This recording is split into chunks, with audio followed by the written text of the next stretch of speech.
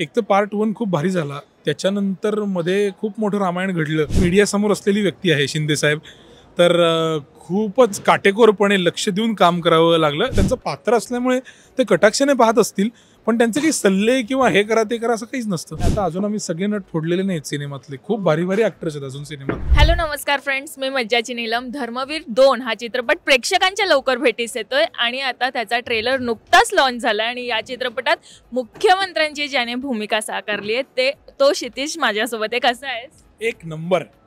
काय सांगशील, कसं वाटतंय की आता ट्रेलर लॉन्च झालाय आणि आता चित्रपट येणार आहे, परत तीच भूमिका साकारतोय? कुठेतरी असं होतं का की आता त्या भूमिकेला खूप जास्त म्हणजे प्रसिद्धी मिळाली आहे किंवा ती भूमिका सगळ्यांना आवडते, तर दडपण होतं की परत तीच भूमिका साकारताना?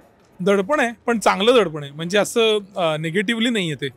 कारण काय इतकी मीडियासमोर असलेली व्यक्ती आहे शिंदे साहेब. तर खूपच काटेकोरपणे लक्ष देऊन काम करावं लागलं, जे अदरवाईजही आपण करतोच, पण इथे स्टेक्स मोठे आहेत. आणि अर्थात आपलं काम आवडावं, चांगलं व्हावं असं प्रत्येकालाच वाटत असतं. तसं ते मलाही वाटतं. त्यामुळे जबाबदारीचं काम झालं खूपच.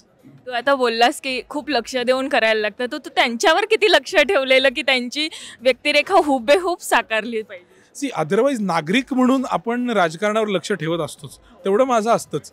पण आता या निमित्ताने जरा जास्त लक्ष ठेवावं लागतं, कारण छोट्या छोट्या गोष्टी ऑब्झर्व केल्याने आपला अभिनय समृद्ध होत असतो त्याविषयीचा. तर अशा अनेक गोष्टी आहेत, ते सिनेमा पाहिल्यावर ते बारकावे आय होप लक्षात येतील. ही भूमिका साकारली आणि आता बोललास की राजकारणावर लक्ष असतंच, तर राजकारणात येण्याचा काही विचार वगैरे? काही संबंध नाही. अच्छा, ठीक आहे. पण तू काय सांगशील की आता ही भूमिका साकारली आहे आणि आठवतंय का की पहिली झालेली लुक टेस्ट आणि तेव्हा मिळालेले कॉम्प्लिमेंट? हो, पार्ट 1च्या वेळेलाच पहिली लुक टेस्ट आणि हे सगळं झालं. आणि मला वाटतं ते आकार घेत घेत जाणारी गोष्ट आहे ती. एक मिनिट एकदम लुक केला आणि भारी झाला असं नाही. छोटं डिटेलिंग करत. सो ती प्रोसेस आम्ही खूपच एन्जॉय केली. बाकी सगळ्यांसोबत आता तू मगाशी बोललास की सगळेजण खूप अनुभवी आहे आणि तू त्यांच्याकडनं शिकतोस, तर हा अनुभव तुझा कसा? ऑफकोर्स खूप शिकतो. म्हणजे ह्या दृष्टीने पण, म्हणजे सिनेमा भारी आहे, रोल भारी आहे पेक्षा सुद्धा हे माझ्यासाठी खूप महत्त्वाचं आहे की इतक्या सिनियर नटांबरोबर, आणि आता अजून आम्ही सगळे नट फोडलेले नाहीत सिनेमातले. खूप भारी भारी ॲक्टर्स आहेत अजून सिनेमात.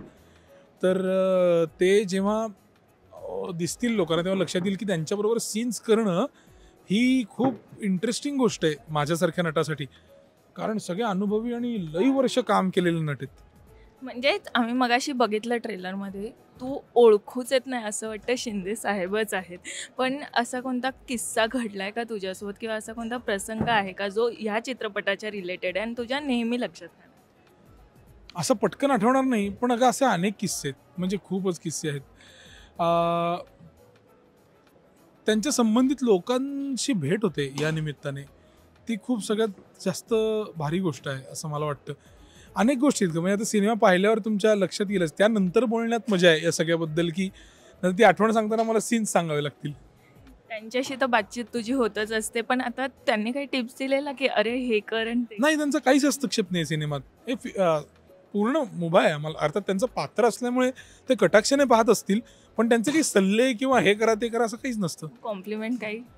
जी तुम्ही आता ऐकली आणि त्यानंतर बोलायला वेळच नाही मिळालेला अजून ट्रेलर नंतर, आणि फिल्म त्यांनी अजून पाहिली नाही मला वाटतं. पण पार्ट 1 नंतर खूप छान त्यांना खूप आवडलं होतं, ते बोलले होते आवर्जून. खरंच छान वाटते तुझी ही भूमिका आणि ही सगळ्यांनाच आवडेल. तर काही सोशल मीडियावर असे काही कमेंट्स वगैरे आलेत का जे लक्षात राहणे किंवा एखादा असा मेसेज कोणता लक्षात राहणार? नाही, आत्ता मला हेच सगळे मेसेजेस खूप हिट होत आहेत की लोकांना उत्सुकता आहे पार्ट 2 मध्ये काय आहे याची. एक तर पार्ट 1 खूप भारी झाला. त्याच्यानंतर मध्ये खूप मोठं रामायण घडलं. म्हणजे जरी सिनेमाशी अनकनेक्टेड असलं तरी लोकांनी संबंध लावलाच ना तो. तर आता पार्ट 2 मध्ये नक्की काय असं चालू आहे.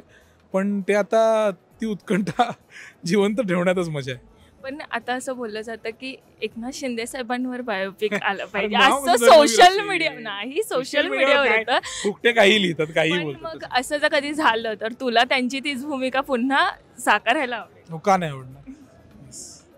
थँक्यू सो मच आणि खूप शुभेच्छा. Thank you sir. मराठी चित्रपटसृष्टीतील लेटेस्ट अपडेट्स आणि गॉसिपसाठी आमच्या चॅनेलला सबस्क्राईब करा आणि बेल ऐकन दाबायला विसरू नका.